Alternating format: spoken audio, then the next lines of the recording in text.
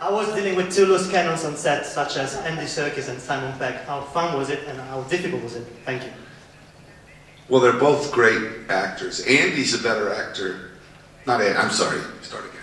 They're both great actors. Simon is a better actor than he knows. He's wonderful. And this is the first movie where he's been asked to play a character who's so different than he is. Andy Serkis, it's also the first movie, other than King Kong, where he's played a sympathetic character. He's always playing grotesque. And it was very important you like these guys. And they're wonderful actors. I had a lot of wonderful actors. Jessica Hynes, I just adore her. And Isla Fisher and Tom Wilkinson and Tim Curry. I mean, just so many good actors in that movie.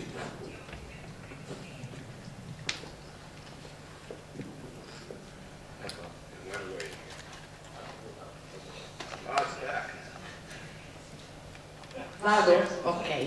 Claudia Morgoglione I'm convinced they're fucking with me with this. Some guys back there laughing.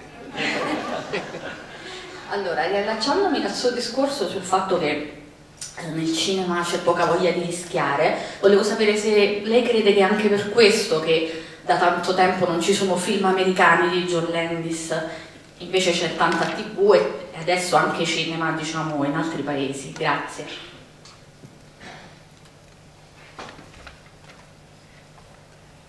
No, it's because the movies they want me to make, I don't want to make, and the movies I want to make, they don't want to make. It has nothing to... It's such a bizarre premise that, you know, that filmmakers have always worked around the world. Always. And you go where the subject is, and where you get the money. But that's a strange question. I mean, I think that what happens is journalists want a scenario that they can write, and they're always disappointed when you go, no, that's not. But no, mostly I didn't work because after Blues Brothers 2000, I was so pissed off at the studio and what they did to the movie. I never had that happen before. And it was my first experience with the new corporate committee movie making. And although I loved the music in that movie, they completely fucked it. I mean, you know, then they retimed it so it looked bright, and I was very upset by that. So I said, fuck them, you know, and I just stopped. But I really like filmmaking, and so I make feature-length documentaries and done a lot of television. I made a lot of stuff you wouldn't even know about because I don't sign it. You know, when you do stuff for charity, you don't put your name on it. But I like making movies. I'm happy to make a studio movie. I mean, that's why I was so excited by The Social Network, because look at that. They got a studio to give them money for that. That was very exciting, and it's a great film. So, who knows? Salve, Fulvia Caprara della Stampa. Volevo tornare un attimo su questi due protagonisti del film che abbiamo visto oggi. Ci ha detto appunto che erano dei personaggi tremendi, fanno delle cose tremende, però la sensazione che si ha vedendo il film è che gli squartatori siano sicuramente meglio sia degli squartati ma soprattutto dei committenti per cui squartano, e quindi volevo, ecco, che ci parlasse un po' di più di questo e se gli potrebbe piacere l'idea di vedere questi personaggi e questi squartamenti in 3D. 3D is a separate question. This movie makes no sense to make in 3D. 3D is only for certain subjects. I like 3D, but it's a gimmick, you know. It depends on the film. But I disagree with you. I don't think the film's saying that the victims are worse than the killers and deserve to be killed. I think you're a very sick lady. I think that's bizarre. No, but there's no, see, I try in the movie, well, you're supposed to like them. I'm trying, what I'm trying to do in the movie is, the movie makes no excuses. You see that what they're doing, and I mean, Burke actually feels quite horrendous. He has moral qualms, where Hare figures it's business, it's just business. It's like the mafia, you know, it's like in Godfather 2, one of my favorite moments in movies is in Godfather 2, there's a scene with Lee Strasberg and Al Pacino. I forgot the character's name, but Hyman Roth. when the Corleone, the new Don, goes to see Hyman Roth, and they sit down across from one another. It's about a 3-minute dialogue where they talk about the history of the Corleones and Roth, and it's you murdered my son, you tried to kill my father, you killed my best friend, we stole this from you. I mean, it's this litany of murder and terrible, terrible things. They go through this insane history, the absolute shocking history. And then Strasberg says, but this is the business we've chosen. And they make a deal. And and it's, I have a friend, it's like in the movie business when I'm particularly frustrated, I think, but this is the business we've chosen. It's, no, that's what I'm trying to do. I mean, the challenge of the movie is to make these guys sympathetic. And you start by casting wonderful actors, and then but we never try to disguise what's going on. What? You're supposed to like them. Buonasera, Marta Marrucco, Excite Italia. Avevo 2 domande da chiederle. Il personaggio di Simon Pegg non fa una bella fine, però fra i due magari è più ingenuo rispetto all'amico. Come mai non ha pensato a lieto fine per lui? Perché si è ispirato proprio alla storia reale, insomma, in cui uno dei due perdeva la vita? Questa è la prima domanda. La seconda, ero curiosa di sapere come aveva realizzato le scenografie, che ho trovato splendide, se le ha ricostruite in studios oppure si è fatto aiutare, insomma, con il computer. Well, first of all, the story follows the story of that's what really happened. There are a lot of fictional parts. I mean, the character of Ginny, the actress, that's not true. We made all that up. Nicephore, the French photographer, that is true, but 7 years later, we moved it down, and things like that. Charles Darwin really was Monroe's assistant and things. But the real Burke Hare, what happened when they were caught was that Mr. and Mrs. Hare turned state's evidence against Burke, and they admitted to one murder but pinned 16 on him. So for doing that, I think they served 2 months in prison. I mean, nothing. And nobody knows what happened to them. There's a lot of urban legends about what happened to them. Burke took the fall. We made him make a sacrifice and do it. I don't think the real Burke was quite so noble, but he was sentenced, interestingly enough, to be executed, publicly dissected, and put on display, where he still is. And that's why it's kind of unusual to make a film about a historic figure and have the historic figure in the movie.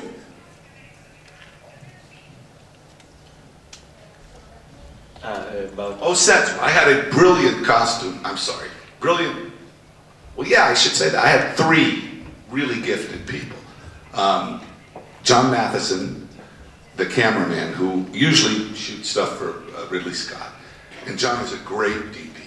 And then I had my wife, Deborah Newman, the costume designer, and then a brilliant production designer named Simon Elliott. There's only one set in the whole movie. Everything's location. The interior of the jail cell, the prison, the inside is a set. On the one day I shot at Ealing Studios on a stage. Everything else is location. We shot in Edinburgh and we shot all over London. Last winter was the worst winter in British history. Which it was miserable to shoot in, but it helps the look. Because you see, it really was. That's all real snow and real rain. The actors are really blue, But Deborah did a tremendous amount of research. She went to the National Library of Scotland. And if you're interested, it's kind of amazing. There turned out to be a guy named Walter Gecky. And Walter Gecky was the son of a doctor who was deaf. But at the age of 6, was drawing wonderful drawings. So his father got him teachers, and he became quite a well-known painter. But when he was about 12 years old, in 1828 and 29, he would go into the Westport ghetto and draw these beautiful watercolors of people. And so all costumes are reproductions of those drawings. And I mean, we went to a lot of trouble. It was fascinating because nobody had new clothes except the wealthy. You wore all your clothes at the same time to be worn. And it was very interesting. I mean, the one guy, you know, Knox, Tom Wilkinson, it's Regency. It's not Victorian. It's way before. And it's a very, I thought I was going to make a movie with beards, but turns out no beards. Nobody had beards with soldiers. They had mutton chops. And if you see it again, wonderful hair. That Lord Byron, that ridiculous, you know, curly, it's great hair. But Simon Elliott, he said, what are we going to do? Because the old town in the Westport ghetto doesn't exist. If you go to Edinburgh, it's gone. You know, where the boarding house was in front of a tannery, that is now a parking lot in a big glass tower. But Edinburgh itself, the castle is there, the new town is there, and the market. So what we did was, I mean, I'm giving it away, but the picture was not a very expensive, it's very low budget. I just had very talented people. So we found locations around London, and we also found locations, we shot on the 3 streets in Edinburgh that still look like they look. That's the real castle, you know. Digitally, we removed phone wires, you know, antennas, things like that. And then, but those are the 3 streets we could shoot on. And he had a brilliant idea. We shot inside the courtyards of Stirling Castle and Edinburgh Castle, because the inside courtyards, the architecture in stone was correct, and we dressed them as streets. And it worked great. It worked really well. And it's just a very clever guy, and that's all location stuff. I mean, all of it's locations around London and in Edinburgh. Dunque, c'era un'altra domanda che ho scelto spazio per un altro paio. 2 quick questions. Speaking about horror, what do you think? I'm sorry. 1 second. I have to tell you an interesting thing. It broke my heart. Do you know what Staffordshire pottery is? Staffordshire. You've seen them. They're English. They're from the 18th century and 19th century. They're primitive. They're kind of clay figures. No one knows what I'm talking about. Staffordshire. Well, now they're if you saw one, you'd recognize it. And now they're very, very expensive and very, very rare. They used to be cheap. Wait a minute. Excuse me. Hi, I'm being interviewed. Who's this? Who? You got the wrong number.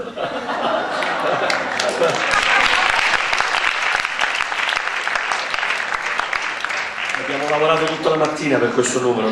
But to finish, I have to tell you to finish. My interpreter is very excited because she was so pissed off I had the phone. She's vindicated now. She's back there going, yes, I told him. I bet she called. Anyway, but Staffordshire, my wife collects Staffordshire and then it lamps. It's rare. It's rare. So we go to the thing where the barrel's going to go in the window, and I look at the set. It's wonderful. And I go, wait a minute. This is all. They went in and I'm like, this is real. Wait a minute. These are real. They went, yeah. Well, we're going to throw them, smash them. Yeah. Well, why are they real? It turned out to make breakaway ones, to make fake ones would cost so much money. It was cheaper to just buy real ones. You know, they're like $300-400 pounds, or you know, $500. And I said, but these are real. I don't want to break them. And they said, yeah, but if we make breakaways, we can't afford it. So I was like, oh gosh. So I went and took a whole bunch of them and then put things in front of them. That's why it's so fast, because I stole half of them. You know. Anyway, yes, about horror films. I wanted to ask if you heard about a John Belushi biopic in the works in Hollywood by the guy who made Hangover. What do you think? Is it the right time? Did they contact you? And by the way, did you like Hangover as a comedy of the last decade? Thank you. I thought Hangover was funny. There were things in it I thought were funny. The idea of making a film about John Belushi, I think, is creepy, but that's just because he was my friend, that's all. And you know somebody's going to play me, which is creepy, too.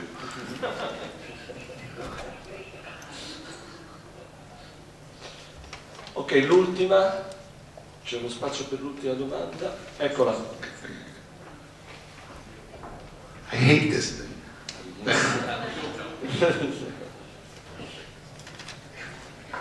So watching the movie, I sometimes had the feeling that it was a movie on movie making. Am I a sick lady too, or you had this in mind? I don't know, what do you mean? I don't know. There were some references, or there were some dialogues between people, like the scene where the lady convinces to produce her drama. I mean the play. So they were like jokes about. They were doing that long before movies. Actresses were doing that. And also I thought like the doctor was a kind of director, and it's like in movie business too. You do horrible things, but we watch it and we liked it. And there's a wonderful reality about movies, which is movies are completely subjective, just like everything else. You can't be objective about the movie. So if you saw something in the movie, it's not my job to say yes, that's what I meant. But it's good. It's good. It's good. It's if you know. I used to think when I'd be interviewed so often, I'd try to answer seriously when people would say, "Did you mean?" And they would come up with these elaborate, the color yellow and the thing, and you know and I would always like try to answer them, and inside I'm thinking, "What the fuck are they talking about?" You know. But I realized that you do try to I put things in movies, and Godard said movies are political, but the reality is everything's political. How you dress, how you wear your hair, how you talk. Everything's political. How much do you mean? How much is conscious or unconscious? It's completely subjective. So truthfully, no, I did not make that connection. But if you think it's clever, yes. Bene, ringraziamo John Landis per questa stupenda conferenza stampa. Thank you very much. Di poterlo dire. Grazie.